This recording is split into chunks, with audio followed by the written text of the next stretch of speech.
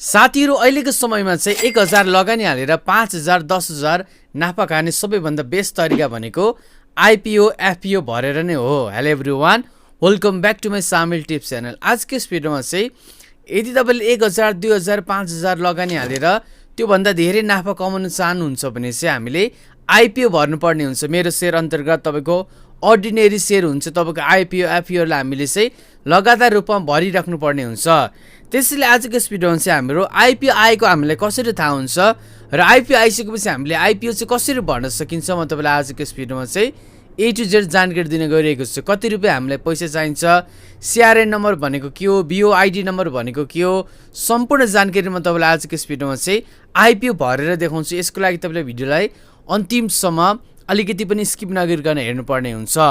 र अहिलेसम्म भिडियोलाई लाइक गर्नुभएको छैन भने भिडियोलाई एक लाइक गरी यो भिडियोलाई आफ्नो फ्रेन्ड्सहरूमा सेयर गर्नुहोला।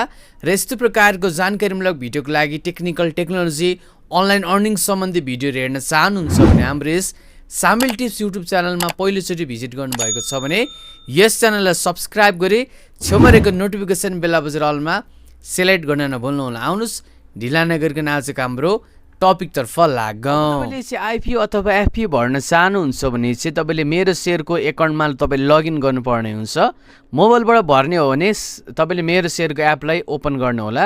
जस्तै यहाँनिर म कम्प्युटरमा गर्न गइरहेको छु, त्यही भएर यहाँनिर मैले कम्प्युटरमा चाहिँ मेरो सेयर लगइन भनेर यहाँनिर मैले गुगलमा क्रोममा आएर मैले यहाँनिर सर्च गर्ने बित्तिकै यहाँनिर मेरो सेयरको एउटा वेबसाइट छ। वेबसाइटबाट पनि त्यही हो तरिका तपाईँको चाहिँ। अनि त्यसै गरी तपाईँको मोबाइलबाट पनि मेरो सेयर एपबाट सेम हो। मेरो सेयर .cds.com.np हाल्दा पनि भयो। मेरो सेयरमा जान्छु र तपाईँले यहाँनिर सबभन्दा पहिला यहाँनिर चाहिँ तपाईँले युजर नेम र पासवर्ड लाएर लगइन गर्नु होला। र यहाँनिर डिपी भनेको छ सबभन्दा पहिला। यहाँनिर डिपीमा चाहिँ के गर्नुपर्ने हुन्छ भन्दाखेरि यहाँनिर चाहिँ तपाईँले चाहिँ आफ्नो ब्याङ्कको नाम राख्नु होला। एनआइसी हो भने मेरो एनआइसी राखिदिएको छु मैले यहाँनिर एनआइसी, त्यस डिपी आइहाल्छ यहाँनिर। त्यसपछि यहाँनिर चाहिँ युजर नेम मैले पासवर्ड राखिसकेको छु, तपाईँले राख्नु होला। युजर नेम पासवर्ड आइडी भुल्नु भएको छ भने कसरी रिसेट गर्ने मैले भिडियो बनाएको छु, माथि आई बटनमा आएको छ अथवा डिस्क्रिप्सनमा राखिदिन्छु, त्यहाँबाट गएर हेर्नु होला। लगइन गरिदिउँ। सिम्पल तरिकाले मैले यहाँनिर अहिले लगइन गरेको छु होइन। अब तपाईँको चाहिँ आइपिओ भर्न चाहनुहुन्छ भने सिम्पल तरिकाले यहाँनिर चाहिँ माई आस्पा भन्नेमा जानुपर्ने हुन्छ। यहाँनिर चाहिँ माई आस्पा भन्ने यो सेक्सन रहेको छ तपाईँको। माई आस्पा यहाँ देख्न सक्नुहुन्छ। यो तपाईँको चाहिँ अब तपाईँको मोबाइलमा चाहिँ मुनि बिचमा हुन्छ, तपाईँको चाहिँ मोबाइलबाट गर्दै हुनुहुन्छ भने माई एएसबीए आस्पामा जानु होला। अहिले भर्खर यहाँनिर चाहिँ सूर्यकुण्ड हाइड्रो इलेक्ट्रिक लिमिटेडको एउटा आइपिओ खोलेको छ, अर्डिनेरी सेयर। हामीले एप्लाई गर्ने हो भनेको अर्डिनेरी सेयर लेखेको आइपिओ लेखेको छ भने एप्लाई गर्नु होला यदि तपाईँले फाइदा खान चाहनुहुन्छ भने।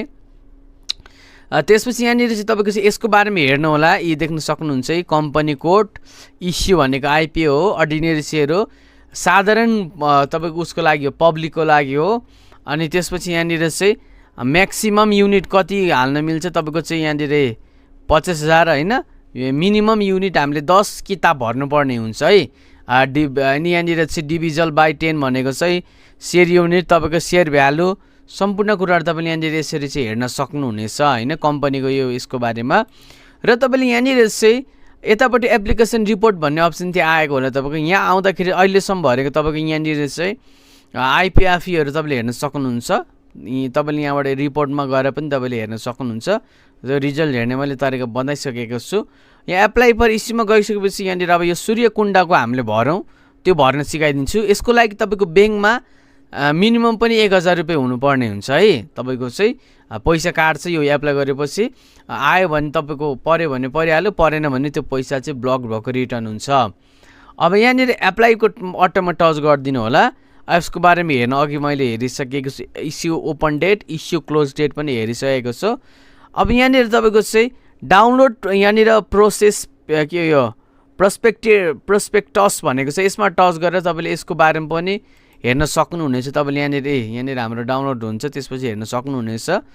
अब तपाईँले यहाँनिर चाहिँ के गर्नुपर्ने हुन्छ भन्दाखेरि चाहिँ बिओआइडी भनेको चाहिँ यहाँनिर अब यहाँनिर एप्लाई गर्नको लागि हाम्रो यहाँ ब्याङ्क एकाउन्ट चुज गर्नुपर्ने हुन्छ। कुन ब्याङ्क हो तपाईँको एनआइसी, मैले ब्याङ्क चुज गरेँ। मोबाइलबाट पनि सेम हो। ब्याङ्कको एकाउन्ट नम्बर तपाईँले यहाँनिर हाल्नुपर्ने हुन्छ। यहाँनिर मैले एकाउन्ट नम्बर पनि हालिदिएँ होइन, अथवा त्यहाँनिर अलरेडी आएको हुनसक्छ मोबाइलमा। ब्रान्च हाम्रो यहाँनिर चाहिँ ब्रान्च तपाईँको एनआइसी तपाईँको आइसकेको छ यहाँनिर होइन। त्यसपछि यहाँनिर एप्लाई किता कति किता एप्लाई गर्ने म 10 किता भर्छु होइन। अनि त्यसपछि यहाँनिर एमाउन्ट भनेको छ एमाउन्ट हामीले कति लाग्यो त 1000 लाग्यो होइन। तपाईँको 10 किताको 1000 लाग्यो हामीलाई। र यहाँ सिआरएन नम्बर यहाँनिर राख्नुपर्ने हुन्छ हेर्न सक्नुहुनेछ। सिआरएन नम्बर बिना हाम्रो यहाँनिर एप्लाई हुँदैन है। सिआरएन नम्बर तपाईँले भुल्नुभएको छ भने कसरी होइन हेर्ने भिडियो बनाएको छु माथि आइबटनमा आएको छ। अब जस यहाँनिर हामी सिआरएन नम्बर राख्नेछौँ।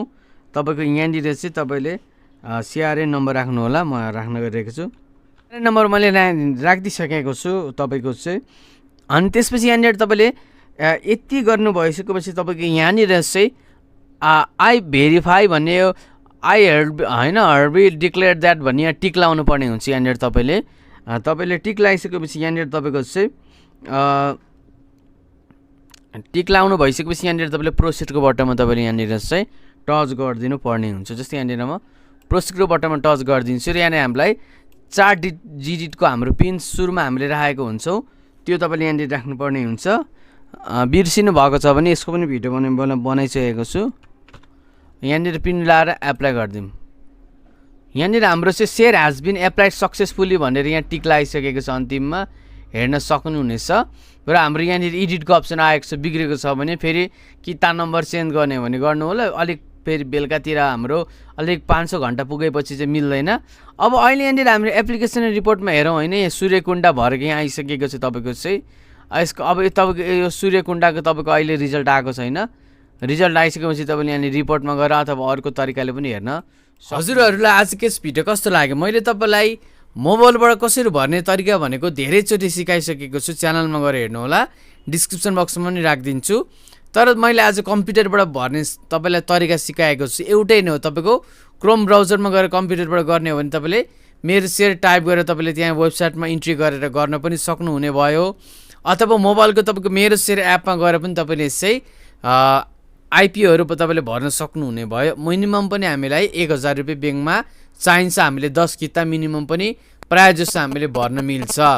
र मुनाफै कमाउने हो भने तपाईँ टार्गेट छ भने चाहिँ तपाईँले चाहिँ घाटा नखाने तपाईँको टार्गेट छ भने तपाईँको चाहिँ आइपिओ अर्डिनेरी सेयर भर्नुपर्ने हुन्छ। अब तपाईँको open mutual fund close mutual फन्डहरू एफईओहरू भरेर खासै तपाईँको फाइदा हुँदैन। तपाईँको त्यो भनेको लङ टर्म बेसिसको लागि हो। तर सर्ट टर्ममा तपाईँले छोटो फाइदा राम्रो फाइदा कमाउन चाहनुहुन्छ भने आइपिओ अर्डिनेरी सेयर तपाईँको चाहिँ सर्वसाधारणको लागि भनेर खोलेको तपाईँको आइपिओ निष्कासन भएको हुन्छ, बेला बेलामा आइ नै राख्छ, त्यो तपाईँले भर्नुपर्ने हुन्छ। मैले तपाईँलाई जानकारी दिइसकेको छु। भिडियो मन पऱ्यो भने भिडियोलाई लाइक सेयर गरी च्यानलमा नयाँ हुनुहुन्छ भने च्यानललाई सब्सक्राइब गर्नुहोला। म यस्तै प्रकारको काम लाग्ने महत्त्वपूर्ण भिडियोहरू यो च्यानलमा लिएर आउने नै छु। आजले यति नै, धन्यवाद, बिदा पाउँ। जय नेपाल।